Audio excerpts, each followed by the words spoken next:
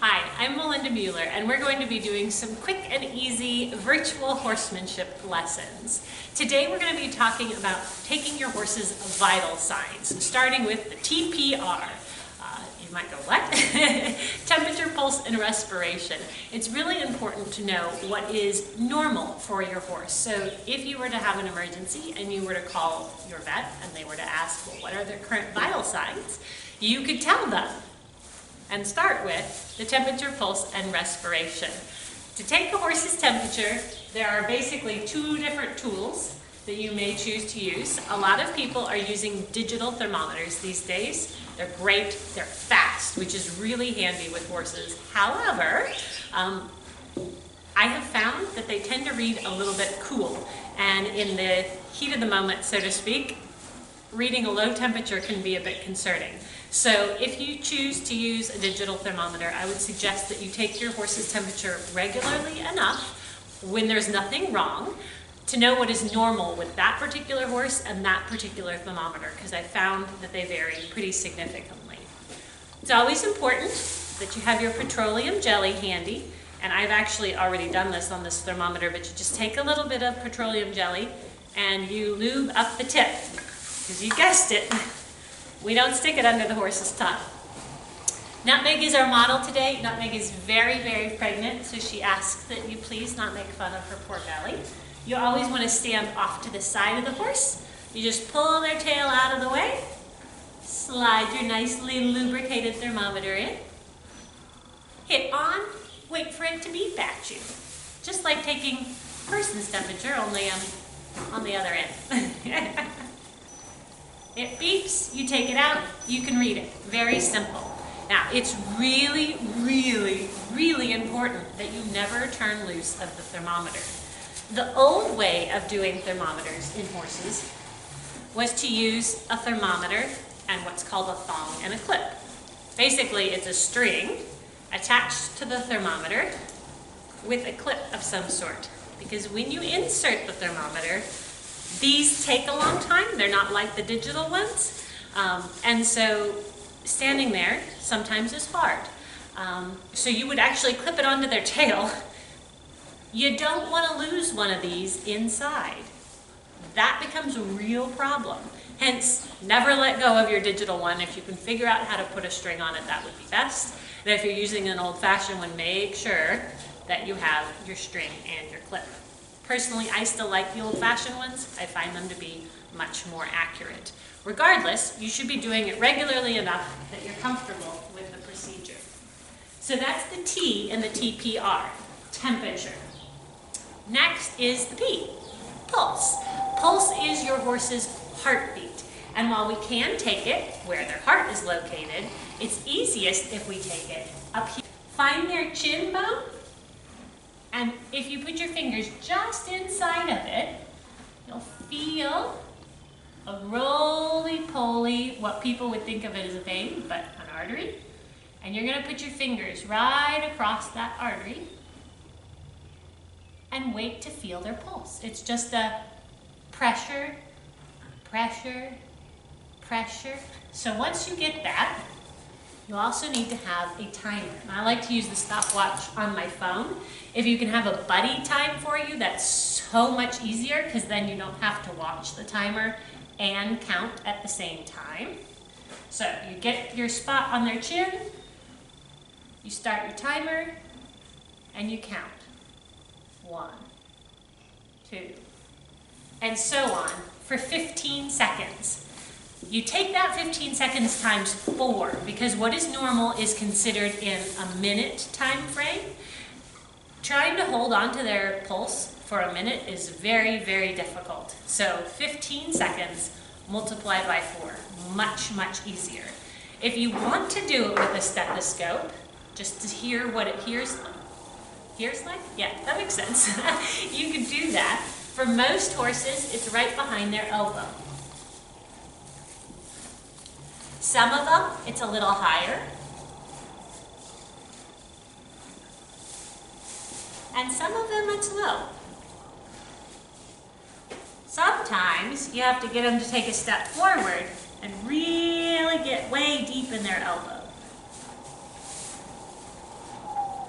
That's where nutmegs is.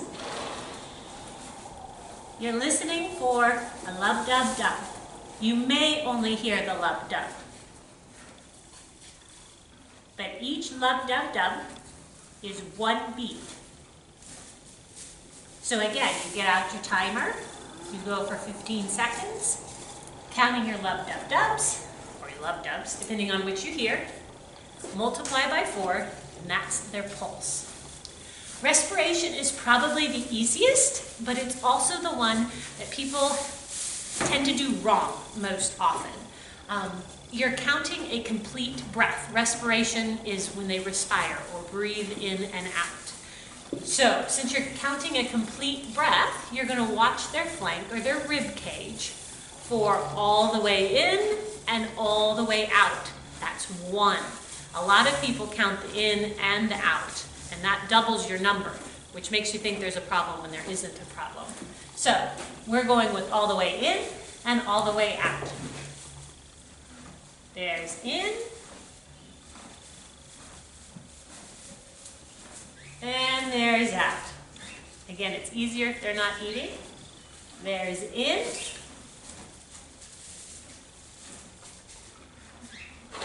and there's out.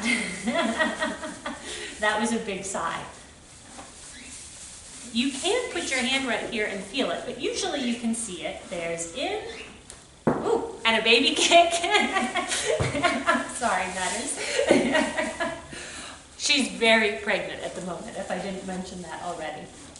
So again, you're going to use your timer, and you're going to do 15 seconds again, counting the in and the out as 1, and then you multiply by 4, and that's your number. So there's an out, there's an in, more in, and there's your out. So that was 1. That's how to take your respiration. So now we have temperature, pulse, and respiration. That's your TPR. There are a few other things that are helpful to keep an eye on, particularly if your horse might be colicking. Your vet might ask if they have gut sounds. You can use just your ear, or you can use a stethoscope, whichever you prefer, but there are 4 quadrants that you check, and you are basically just listening to their guts. I can actually hear hers from here right at the moment. You're doing upper on the left side, lower on the left side, and then upper on the right side and lower on the right side. You want to make sure that you're hearing regular sounding gurgly burblies within a reasonable period of time regularly. If you hear nothing at all, try using a stethoscope in case you have bad ears. But that might be a sign that something's wrong. So get used to listening to your horse's gut.